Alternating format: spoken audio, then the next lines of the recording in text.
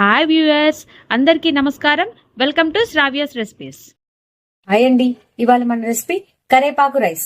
అయితే ఈ రెసిపీ ఎలా చేయాలనేది చూద్దాం. మరి ఇక ప్రాసెస్ స్టార్ట్ చేద్దామా అండి? ఇదిగోండి, ముందుగా ఇట్లా పాన్ పెట్టుకొని దీంట్లో ఏమి ఆయిల్ గానీ ఏమి వేసుకోకండి, జస్ట్ డ్రై రోస్ట్ చేసుకోవాలి. పచ్చిపప్పు వేసుకుందాం ఇప్పుడు. అట్లానే కొన్ని మినపగుళ్ళు తీసుకున్నామండి, మొత్తం కూడా వేయించుకుందామండి మొత్తము. ఇప్పుడు కొన్ని మిరియాలు వేస్తున్నానండి.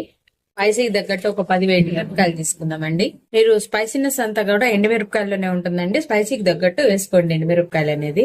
ఇప్పుడు కొంచెం జీలకర్ర వేద్దామండి. ఇప్పుడు కొంచెం కరివేపాకు వేస్తున్నానండి. ఈ కరివేపాకు కూడా కంప్లీట్ గా వేగాలి. కొంచెం చింతపండు వేస్తున్నానండి, అది కూడా వేగనియండి. కరివేపాకు వేగిపోయింది, ఆపేస్తున్నానండి.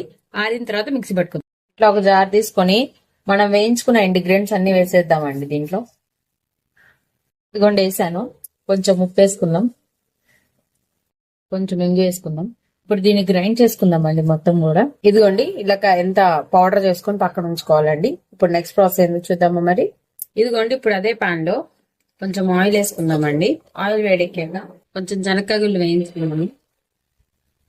ఇదిగోండి, శనక్కాయలు వేగిపోయినాయి, నేను తీసేస్తున్నాను ఇప్పుడు మొత్తం కూడా. ఒక స్పూన్ తాలింపు గింజలు వేస్తానండి, కొంచెం కరివేపాకు, 2 ఎండుమిర్చి. ఇప్పుడు ఇదిగోండి వేగిపోయినాయి. ఇప్పుడు ఆల్రెడీ మనం వేయించుకున్న శనక్కాయ గుళ్ళు వేసేసుకుందామండి. వేసుకొని ఇప్పుడు మనం రైస్ వేసుకుందామండి. ఆల్రెడీ మనం రైస్ వండుకున్నాం కాబట్టి ఆ రైస్ వేసేసుకున్నాము. మొత్తం రైస్ వేసుకున్నాము.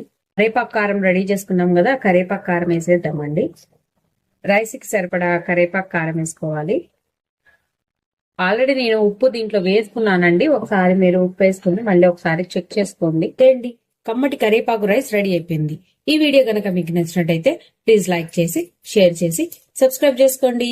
Thank you for watching Sravya's recipes.